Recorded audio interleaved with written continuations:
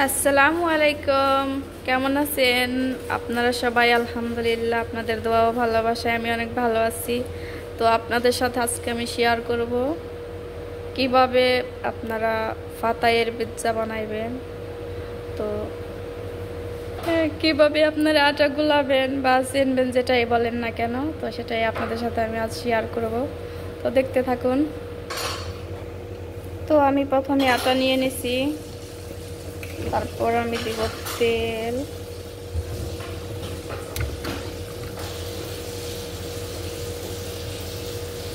পরিমাণ মতো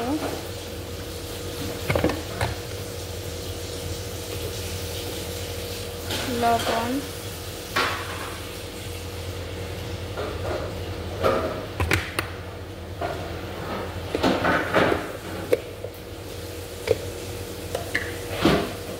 খামেরা,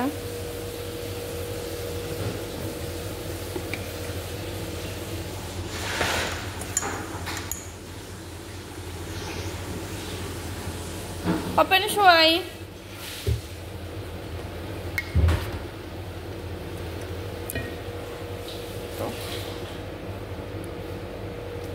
টক লেবেন হালিব, যেটাই বলেন, টক দই,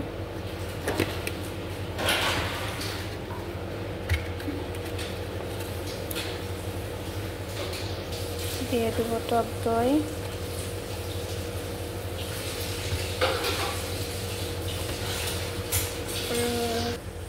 বেকিং পাউডার,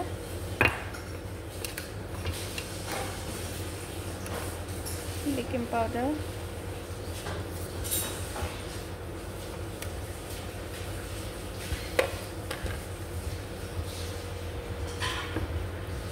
দিয়ে দিলাম পানি,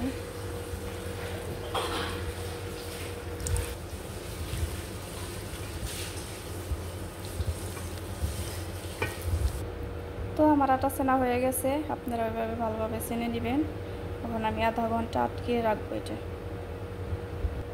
তো আমি ঢেকে রেখেছি, এটা আধা ঘন্টা পর হয়ে যাবে।